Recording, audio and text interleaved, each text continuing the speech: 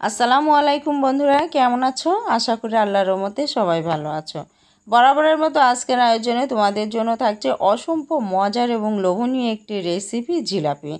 তবে বন্ধুরা, আজকে কিন্তু সাধারণ কোনো ময়দা দিয়ে জিলাপি না, আজকে কিন্তু একদম ভিন্নধর্মী একটি জিলাপি নিয়ে তোমাদের সামনে হাজির হয়েছি, যা ছোট বড় সবাই খুবই পছন্দ করবে। একদম মুচমুচে একটা জিলাপি, খেতে অসাধারণ। আজকের জিলাপিটা তৈরি করেছি মিষ্টি কুমড়া দিয়ে। তো ভাবছো কিভাবে তৈরি করেছি, চলো দেখা যাক।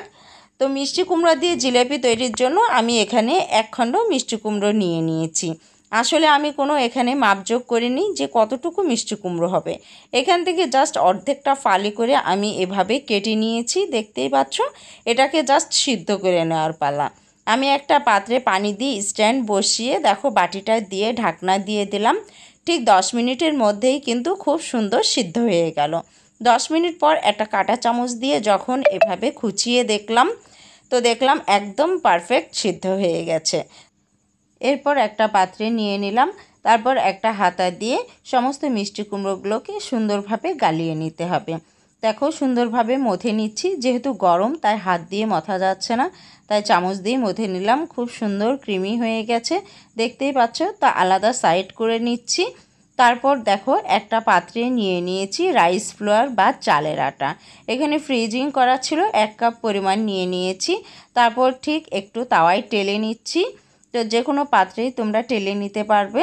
তো ঠিক হালকা ভাজা ভাজা যখন হবে, সেই পর্যায়ে কিন্তু আমরা একটু লবণ দিয়ে দিচ্ছি 1/4 টিস্পুন পরিমাণ বা 1/4 চা চামচ পরিমাণ দিয়ে আরেকটু ভালোভাবে ভেজে নিচ্ছি। যখন দেখবে একটু হালকা ঝরঝরে ভাব চলে এসেছে, ঠিক সেই পর্যায়ে আমরা যে মিষ্টি কুমড়োগুলো ম্যাশ করে রেখেছিলাম বা একদম পেস্ট করে রেখেছিলাম, সেই মিষ্টি কুমড়োগুলোকে দিয়ে দেবো।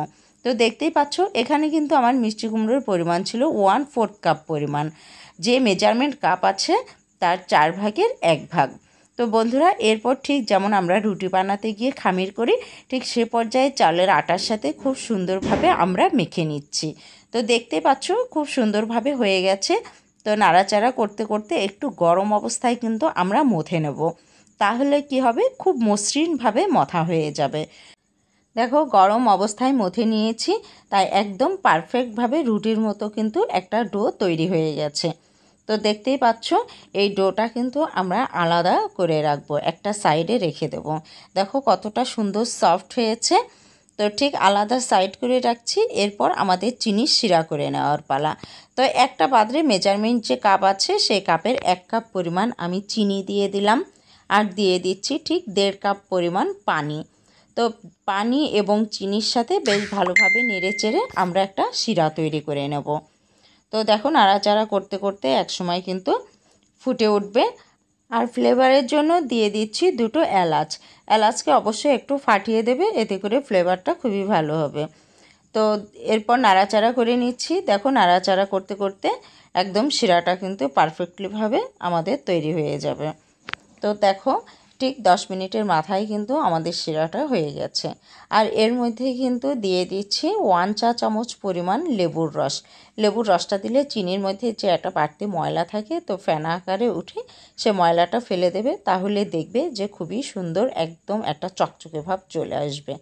তো এরপর হাত দিয়ে যখন নেড়ে দেখবে যে একদম চিনির শিরাটা খুব একদম পিচ্ছিল মতন তেলের মতো হয়ে গেছে, তখন বুঝতে হবে যে শিরাটা হয়ে গেছে।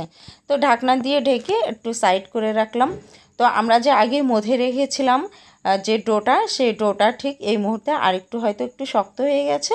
তো হাত দিয়ে আরেকটু নাড়াচাড়া করে নিচ্ছি, আর একটু করে ঠিক ডো থেকে এই আটা নিয়ে নিলাম। নিয়ে তারপর ঠিক লম্বা লম্বা করে আমরা সরু করে নিচ্ছি।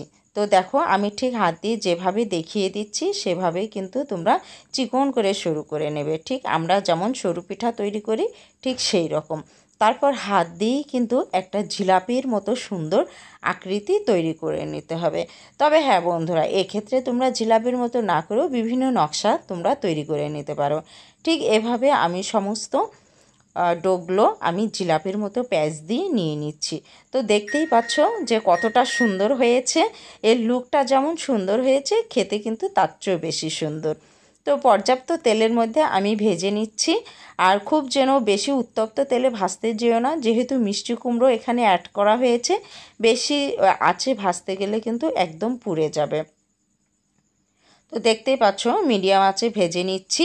আর এর কালারটা কতটা সুন্দর, এখানে কিন্তু বাড়তি কোনো কালার মেশানো নেই, তারপর লোভনীয় একটা কালার। তো এরপর ঠিক গরম অবস্থায় কিন্তু যে চিনির শিরাটা আমরা তৈরি করেছিলাম শিরার মধ্যে আমরা ডুবিয়ে দেব। তো এভাবে সমস্ত জিলাপিগুলো আমরা ভেজে নিচ্ছি। আর এই জিলাপিটা খেতে যে কতটা মজার, তোমরা বাড়িতে একবার যদি তৈরি করো তাহলে বুঝতে পারবে যে এর টেস্ট ফ্লেভারটা কতটা সুন্দর। আমরা যে বাজারের ময়দার জিলিপিগুলো খেয়ে থাকি তার থেকে অনেক গুণ সুন্দর এই জিলাপিটা। আর এতটা ক্রিস্পি, যারা একদম মচমচে জিলাপি খেতে পছন্দ করো তারা একদম বাড়িতে একবার হলেও কিন্তু এই সস্তার জিলাপিটা তৈরি করে নিতে পারো নিমিষেই। তো বাজারের নামি দামি জিলাপি না খেয়ে এভাবেই জিলাপিটা তৈরি করো, আশা করি তোমাদের কাছে অনেক ভালো লাগবে। আর বাড়িতে অবশ্যই বানিয়ে আমাকে কমেন্ট বক্সে জানাতে ভুল করো না যে কেমন লাগলো। আশা করি অনেক ভালো লাগবে। আমার পরিবারের সবাই তো খুবই পছন্দ করেছে, ইনশাল্লাহ তোমাদের বাড়ির সবাইও খুব পছন্দ করবে। যদি ভিডিওটি ভালো লেগে থাকে অবশ্যই চ্যানেলটিকে সাবস্ক্রাইব করে ফ্যামিলি এবং ফ্রেন্ডদের সাথে শেয়ার করো। সে পর্যন্ত ভালো থেকো, সুস্থ থেকো, আল্লাহ হাফেজ।